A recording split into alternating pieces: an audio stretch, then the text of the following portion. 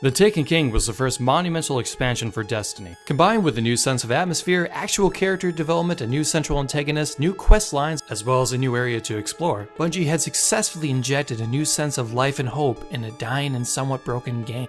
However, as time has gone by, some of the changes have not been deemed welcome, and there's still ways to improve on what's there. And now, in the advent of an announcement of an impending update, I present to you 6 things the next Destiny update needs.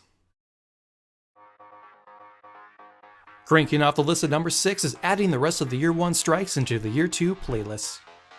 The strikes included with the Taken King were fun, innovative, and sometimes downright challenging.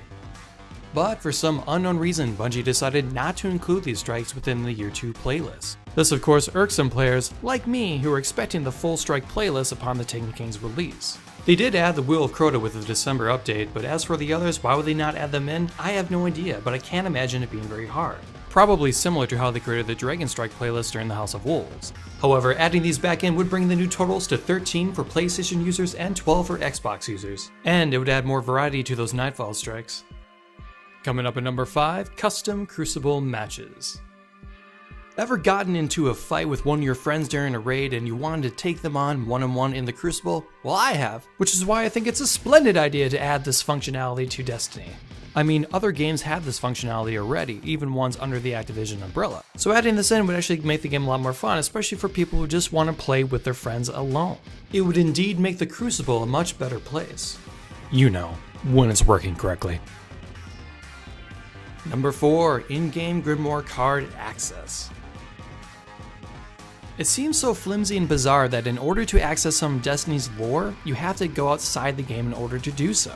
And although this accessibility is really nice, it would make a lot more sense to put it inside the game instead. They could implement something similar to Warframe's Codex system where you can access it through the main menu in your ship.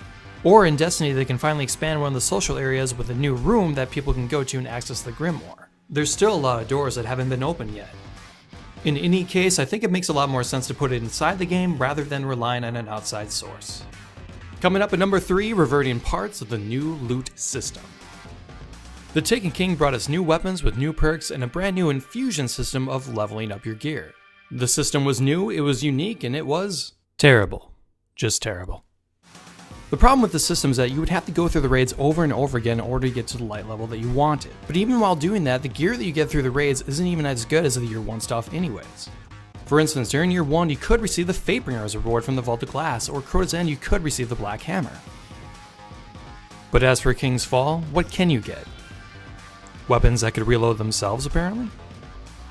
I feel as if it would be better if we had a similar system to Year 1 where it dropped at the maximum possible, or nothing at all. That way you don't feel as if you're being slapped in the face when you're doing the raid and a Herald thing drops and it's only 311. Number 2, content. So far, the Taken King has brought us a brand new area to explore. Well, 2 areas, I guess. Now, call me crazy, but with 2 expansions in Year 1 as well as Bungie and their weekly updates going on and on about Year 2, I imagine the same thing, if not more, was going to happen again. Now don't get me wrong, events such as SRL were actually satisfying, but it doesn't reach the same magnitude as Year 1, especially when they keep on talking about Year 2 in the way that they're doing. I just want to see Destiny at the same point as other games where there's a plethora of areas to go to. And now for number 1, validating the Guardian's power. During Year 1, it felt as if Destiny was rewarding you appropriately for the tasks that you would do. Going back to the loot system for instance, when you got the Fatebringer, you felt you were strong using it. You felt you could go out and just wreck stuff. I don't feel that with the new Raid 2 weapons. I don't feel the same sense of power and control that I used to. This dissatisfaction isn't just about the raid weapons, but also extends to the exotics. Using the Gjallarhorn for instance during Year 1, you kinda had the feeling that you're able to blow stuff up. And comparing that to Year 2's premier weapon, the Sleeper Simulant, it kinda feels like this. Yay! And it isn't just about Year 1 versus Year 2 weapons. Something carried over from Year 1 is damage being dealt differently depending on what location you're on. For instance, using the same weapon on the moon will actually do a lot less damage than what it does on the Dreadnought.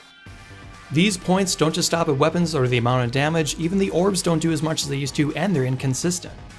I just feel as if we should be a little bit more powerful considering the type and the amount of stuff that we accomplish. If I'm going to be doing something over and over and over again in order to get something more powerful, then I want to feel more powerful too.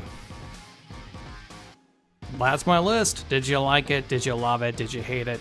Then like, comment, subscribe. Or don't. I don't really know. Anyways, thank you guys for watching. My name is JaiBlueGiant, and I'll see you next time.